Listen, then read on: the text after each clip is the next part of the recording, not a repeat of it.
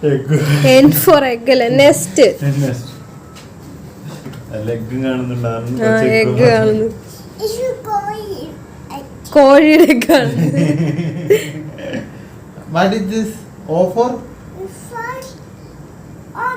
Yes. P for? This is P for? P for? P for P ഉണ്ട്. P for parrot. Wow, good.